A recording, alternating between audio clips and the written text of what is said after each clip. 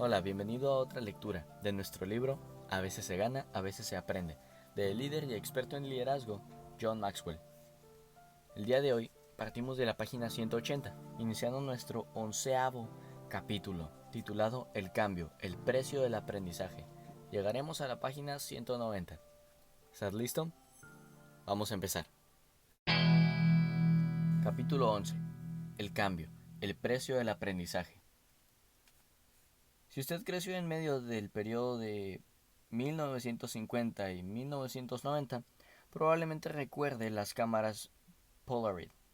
En la actual era de la fotografía digital, puede ser difícil para algunas personas entender lo importante que fueron las fotografías instantáneas, pero fueron revolucionarias. Para ofrecerle algo de perspectiva, en los primeros tiempos de la historia de la fotografía durante la década de 1800, solamente personas con cámaras caras, salas oscuras, muchos productos químicos y capacidades técnicas específicas podían producir fotografías. Entonces, en 1888, Kodak desarrolló innovaciones en cámaras y películas fotográficas que pusieron la fotografía al alcance de casi todo el mundo. Usted aprieta el botón, nosotros hacemos el resto. Era su eslogan. La buena noticia era que cualquiera podía ser fotógrafo. La mala noticia era que tenía que enviar por correo su cámara con la película hasta una planta para ser procesada, y después esperar días o semanas hasta recibir sus fotografías. Hasta bien entrado el siglo XX, cuando se creó una película que cualquiera pudiera poner y sacar de la cámara él mismo. Ver las fotografías que uno había tomado era un ejercicio de paciencia. La innovación viene del cambio. Edwin Land cambió todo eso. Land, hijo de un chatarrero, nació en 1909. Cuando era pequeño, llegó a estar fascinado con la física de la luz después de haber leído Physical Optics, Óptica Física, de Robert W. Wood, uno de los pocos libros que había en su casa. Fue aceptado en Harvard y estudió allí brevemente, pero lo dejó para hacer experimentos en un laboratorio casero que había creado en su departamento en la ciudad de Nueva York. A Land le concedieron su primera patente en 1979, después de desarrollar un proceso para la polarización que podría ser utilizado comercialmente. Estos primeros trabajos finalmente condujeron a lentes de sol, que reducían la claridad, lentes protectoras de pilotos para el ejército, sistemas de filtrado para la fotografía y el primer sistema de película en 3D. Land comenzó su empresa en 1937 con la ayuda de un inversor. En 1940 se llamó Polaroid Corporation. Durante la Segunda Guerra Mundial, la empresa hizo una fortuna, pero Land fue mejor conocido por lo que se ha denominado su capacidad para inventar según demanda. Un general de la Fuerza Aérea llamó en una ocasión a Land pidiéndole consejo para un problema con los objetivos de las pistolas. Uno de los colegas de Land recordaba: la respuesta de Land fue que volaría hasta Washington al día siguiente para describir la solución. El general dijo: «Ah, ¿entonces tiene una solución?». Y Land respondió: «No, pero tendré una para entonces». Y lo hizo. Esa capacidad para innovar se dice que dio nacimiento a la idea de la fotografía instantánea. Un día en el 43, mientras estaba de vacaciones, Land estaba tomando fotografías a su hija, y ella le preguntó: «¿Por qué no puedo ver la fotografía ahora?». Con el genio de Land para la resolución de problemas y la invención, los motores mentales comenzaron a funcionar. Él comenzó a pensar cómo crear una cámara y una película que pudiera producir una fotografía en papel al instante. Christopher Bonanos, autor de Instant, The Story of Polaroid, instantánea, la historia de Polaroid, escribe: todo lo que él había aprendido en su trabajo previo sobre filtros, sobre hacer cristales diminutos y películas delgadas, sobre óptica, incluso sobre fabricación y buscar recursos, entró en juego. Land dijo más adelante que había sido capaz de bosquejar los detalles del sistema en algunas horas, salvo, decía él, los que tomaron desde 1943 hasta 1972 para resolverlos. La cámara Land de Polaroid se vendió por primera vez al público en noviembre de 1948. Producía una fotografía en tono sepia aproximadamente en 60 segundos. En aquella época fue una asombrosa innovación tecnológica. La pregunta era, ¿la compraría alguien? Los colegas de Land creían que él era demasiado optimista cuando esperaba vender 50.000 cámaras por año. Pero Land tenía razón. A la gente le encantaba. En su debut, todo el stock de cámaras se vendió en unas horas. En el 53, Polaroid había vendido 900.000 unidades. Durante las 2 décadas siguientes, Polaroid siguió cambiando e innovando. Retiraron la película sepia y desarrollaron una en blanco y negro, que ellos dijeron que era la tarea más difícil que la empresa había afrontado nunca. Reclutaron al legendario fotógrafo Ansel Adams como consultor y para que utilizara la cámara. Siempre que se enfrentaban con problemas técnicos, como fotografías que desteñían, los resolvían. Y desarrollaron una manera de crear fotografías instantáneas en color. Aprendieron de sus errores y siguieron mejorando. Polaroid se fundó sobre el cambio. Gastaban cantidades de dinero extraordinarias en investigación y desarrollo, creando nuevos productos y procesos. Y sus primeras cámaras mostraban diseños elegantes, con frecuencia obras de artistas industriales. Ellos siguieron innovando. En la década de 1970, los fotógrafos estaban realizando 1.000 millones de fotografías Polaroid cada año. El fin de la innovación. A la mitad de 1970, Polaroid luchó contra Kodak, que introdujo una cámara instantánea que Land creía que infringía las patentes de Polaroid. La batalla duró más de 14 años y no quedó zanjada hasta 1990. Pero para ese entonces, Land se había jubilado en 1980 y Polaroid tenía profundos problemas. La gente ya no compraba sus productos. Bonanos escribe: pregunten a la gente de Polaroid dónde comenzaron a ir mal las cosas. ¿Fue en algún momento de la década de 1980? ¿Antes? ¿Después? Y cada uno tiene una respuesta diferente. Uno culpa a ingenieros inflexibles, otro a tropiezos financieros.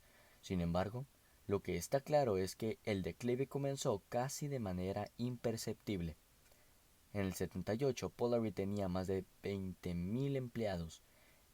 En 1991, 5.000. Una década después, incluso al haber recibido esa inmensa cantidad de dinero caído del cielo, casi $1.000 millones por el acuerdo con Kodak, Polaroid estaba en bancarrota.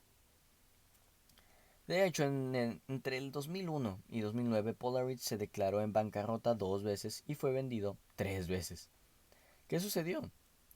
La empresa, que había sido fundada sobre la innovación y se desarrolló sobre el cambio, dejó de pagar el precio del aprendizaje, donde sus mejores pensadores habían empleado su tiempo creando soluciones innovadoras a los problemas e introduciendo productos revolucionarios que el público no sabía que quería, pero que le encantaban.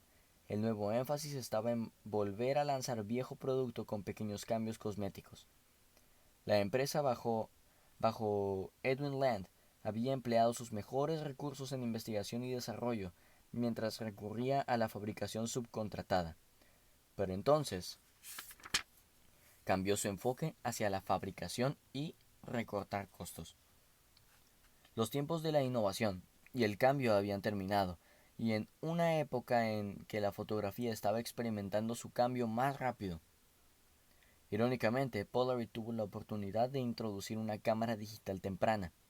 La idea fue que el líder en fotografía instantánea llegase a convertirse en el líder en imagen instantánea, pero abandonaron el proyecto porque no incluía su corriente regular de regalías por la venta de películas fotográficas. También estuvieron en una posición de ser pioneros en tecnología de inyección de tinta, pero cuando la gerencia superior decidió que la calidad de la tecnología nunca sería fotográfica, mataron el proyecto.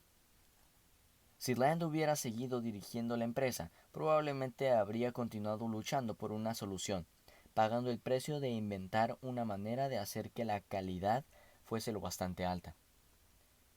Eso es lo que él había hecho siempre en el pasado. En cambio, bajo el nuevo liderazgo, Polaroid se fue desvaneciendo lentamente hasta llegar a no ser nada. Eso es lo que sucede cuando las personas no quieren pagar el precio del aprendizaje al estar dispuestos a cambiar. ¿Por qué las personas se resisten al cambio? El cambio no es aceptado por la mayoría de personas. Yo solía pensar que a los líderes les encantaba el cambio y a todos los demás no. Ahora, después de décadas de enseñanza y de haber invertido en líderes, he llegado a darme cuenta de que los líderes resisten el cambio tanto como lo resisten los seguidores, a menos que el cambio sea su idea. Lo cierto es que prácticamente todo el mundo se resiste al cambio. ¿Por qué? Porque primero, el cambio puede sentirse como una pérdida personal. El presentador pionero de radio George V. Denny Jr. una vez contó la historia de un reportero de un periódico de la ciudad de Nueva York que fue enviado a Maine para entrevistar a un anciano que se acercaba a cumplir los 100 años.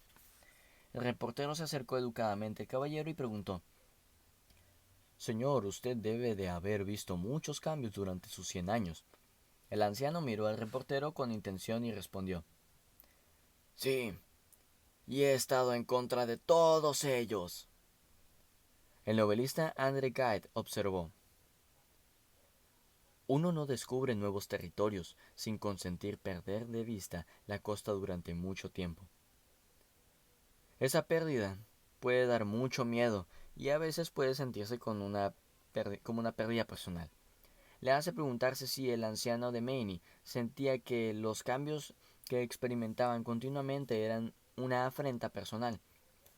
Pero lo cierto del asunto es que aunque el cambio se sienta como algo personal, no lo es. El mundo sigue cambiando y eso afecta a todos, les guste o no. El poeta y filósofo Ralph Waldo Emerson tenía una postura reveladora al respecto. Él afirmó: «Por cada cosa que obtenemos, perdemos algo». Nos gusta obtener, pero no nos gusta perder. Queremos tener lo uno sin lo otro.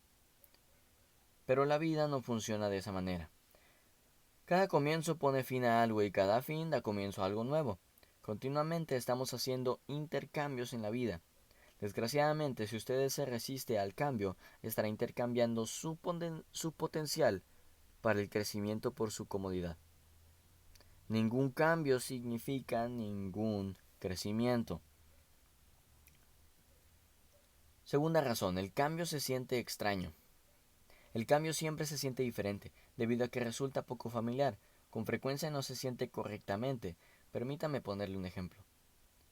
Tome un momento ahora mismo y una sus manos con sus dedos entrelazados. Probablemente se sienta muy cómodo así. ¿Por qué?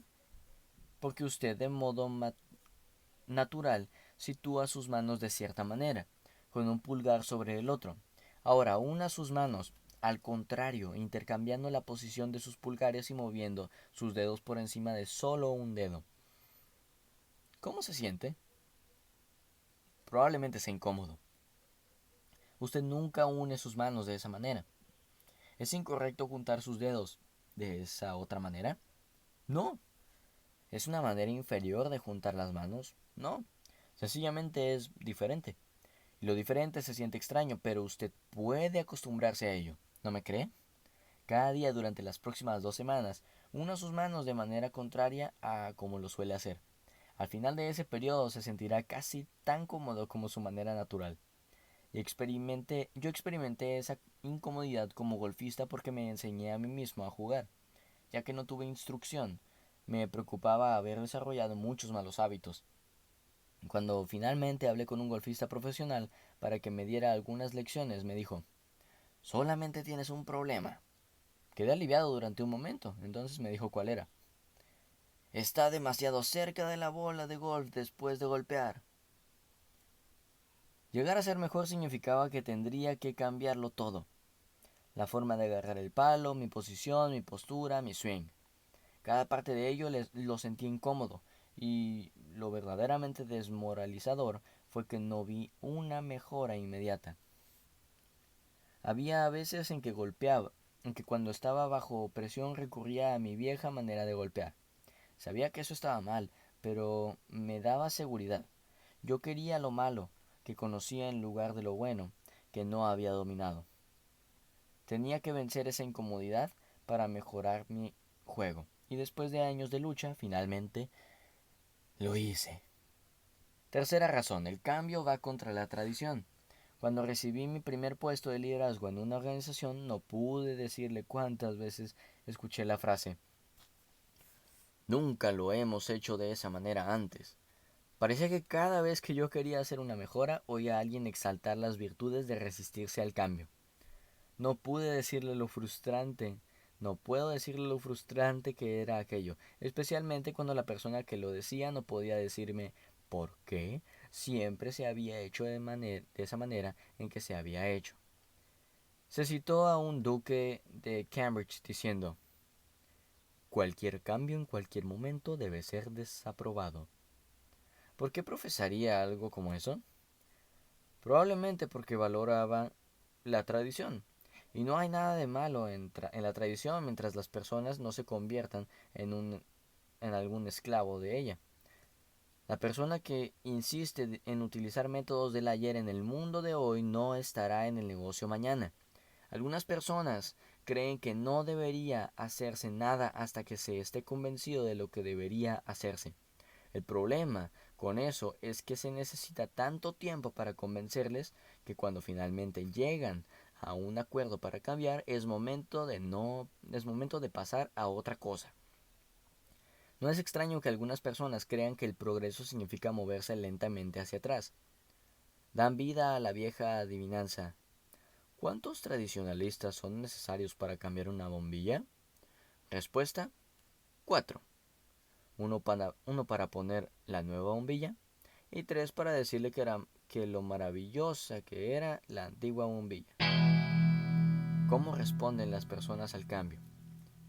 Debido a que las personas no les gusta el cambio, la mayoría de ellas no reaccionan muy bien a él, y su respuesta crea más problemas para ellos.